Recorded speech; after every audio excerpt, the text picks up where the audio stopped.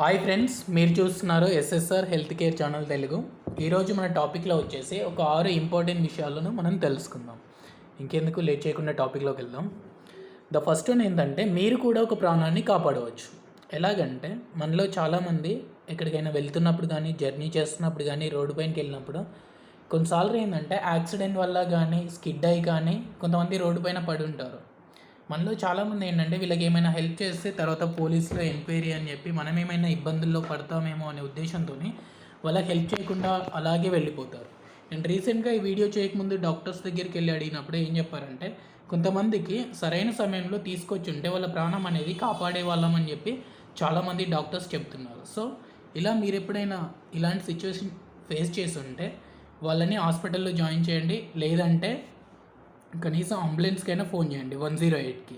ఇలా హెల్ప్ చేసినప్పుడు ఏంటంటే, మన రీసెంట్గా సుప్రీంకోర్టు హెల్ప్ చేసిన వాళ్ళ వివరాలు కానీ వాళ్ళ అడ్రస్లు కానీ ఏం చెప్పకుండా కూడా మనం హాస్పిటల్లో జాయిన్ చేసి వెళ్ళొచ్చు. మనకి ఎలాంటి ప్రాబ్లమ్స్ అనేవి తర్వాత రావు.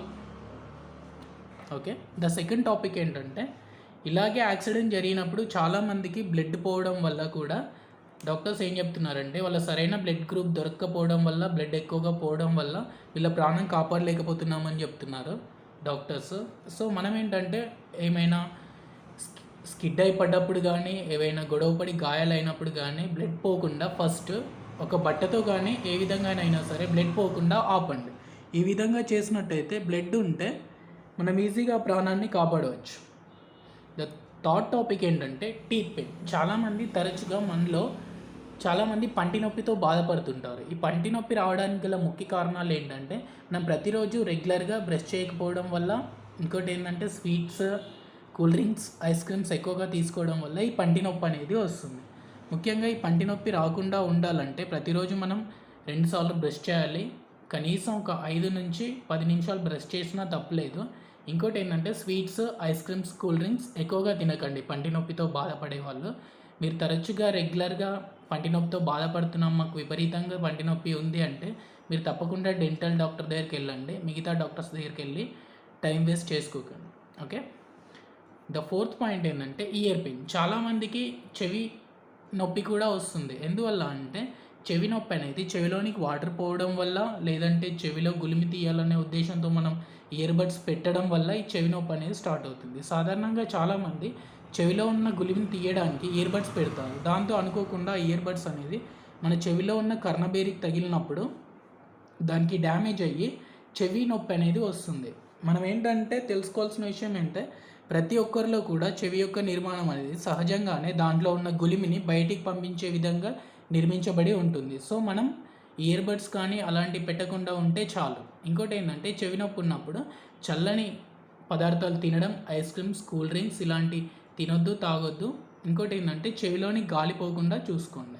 మేము రెగ్యులర్గా ఈ చెవి నొప్పి అనేది విపరీతంగా ఉంది అంటే మీరు తప్పకుండా ఈఎన్టీ డాక్టర్స్ దగ్గరికి వెళ్ళి మంచి వైద్యం తీసుకోండి. ద ఫిఫ్త్ పాయింట్ ఏంటంటే, చాలామంది తరచుగా కఫ్ కోల్డ్ ఇలాంటివి ఫేస్ చేసి ఉంటారు. జలుబు దగ్గు. ఈ జలుబు దగ్గు ఉన్నప్పుడు ఏంటంటే, మనము మన చెవి కానీ మన ముక్కులో కానీ ఉండే లోపల ఆర్గన్స్ అనేవి తడిగా ఉంటాయి. ఇలా జలుబు దగ్గు ఉన్నప్పుడు మనం ఏంటంటే, ఆల్రెడీ మన లోపల తడిగా ఉంటుంది. అలా ఉన్నప్పుడు మనం మళ్ళీ కూల్ డ్రింక్స్, ఐస్ క్రీమ్ తీసుకున్నప్పుడు ఇంకా ఈ ప్రాబ్లం అనేది ఇంకా ఎక్కువ రోజులు ఉండేలా అయిపోతుంది. అలా కాకుండా జలుబు దగ్గు ఉన్నప్పుడు మనం చల్లని పదార్థాలు తీసుకోవద్దు. Like cool drinks, ice cream తినకుండా ఉండాలి. ఇంకోటి ఏంటంటే, కాఫ్ సిరప్స్ కానీ ట్యాబ్లెట్స్ కానీ వాడినప్పుడు కూడా ఇలాంటి చల్లగాళ్ళు తిరగడం కానీ చల్ల ఐటమ్స్ తీసుకోవడం కానీ మానేసేయాలి. ఇలా చేయడం వల్ల మనకు వచ్చే జలుబు దగ్గు అనేది 1 డే నుంచి 2-3 డేస్లో తగ్గించుకోవచ్చు. ద 6th పాయింట్ ఏంటంటే, సన్లైట్. నిజంగా చాలామంది ఎండలోకి వెళ్తే చర్మం వాడిపోతుంది అని చెప్పి కొంతమంది, మరికొంతమంది ఏంటంటే ఆఫీస్ వర్కుల్లో కానీ వాళ్ళ రెగ్యులర్ పనిలో కానీ బిజీ అయ్యి చాలామంది సన్లైట్లోకి వెళ్ళరు, అంటే సూర్యరశ్మిలోకి వెళ్ళరు. మనకు కావాల్సిన డి విటమిన్ అనేది సన్లైట్ ద్వారానే దొరుకుతుంది, సూర్యరశ్మి. కొన్ని సంవత్సరాల క్రితం WHO వాళ్ళు ఏం చెప్పారంటే, ఇండియాలో ఉన్న ప్రజలకి సన్లైట్ అనేది సమృద్ధిగా దొరుకుతుంది కాబట్టి వీళ్ళకి డి విటమిన్ లోపం అనేది అసలు రాకుండా ఉంటుందని చెప్పారు. కానీ ప్రజెంట్ జనరేషన్లో చాలామంది వాళ్ళ వర్క్లో బిజీ అవ్వడం వల్ల ఎండలోకి వెళ్ళడం లేదు. ఇలా చేయడం వల్ల వాళ్ళ శరీరంలో డి విటమిన్ లోపం అనేది జరుగుతుంది. దీంతో కాల్షియం తగ్గిపోతుంది.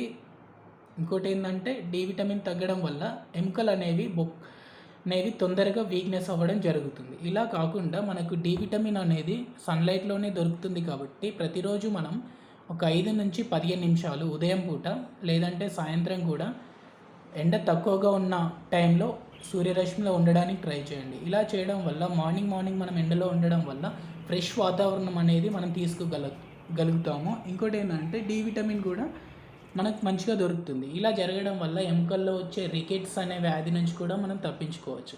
సో ఫ్రెండ్స్, మీలో ఎవరైనా ఎండని మిస్ అవుతుంటే ఈరోజు నుంచి కనీసం ఒక 10 నుంచి 15 నిమిషాలు మార్నింగ్ ఎండలో ఉండడానికి ట్రై చేయండి. ఇంకో ముఖ్యమైన విషయం ఏంటంటే మధ్యాహ్నం టైంలో వచ్చే ఎండలో అతినీలలోహిత కిరణాలు ఉండడం వల్ల అవి మన చర్మానికి హానికరంగా ఉంటాయి. కాబట్టి మధ్యాహ్నం కాకుండా ఉదయం లేదా సాయంత్రం ఎండలో ఒక 5 to 10 మినిట్స్ ఉండడానికి ట్రై చేయండి. సో ఇది ఫ్రెండ్స్ ఇవాల్టి వీడియో నచ్చితే లైక్ చేయండి. ఇలాంటి ఇన్ఫర్మేషన్ వీడియోస్ మరిన్ని పొందాలంటే ఛానల్ని సబ్స్క్రైబ్ చేసుకొని బెల్ ఐకాన్ ఆన్లో పెట్టుకోగలరు. Thanks for watching. బాయ్.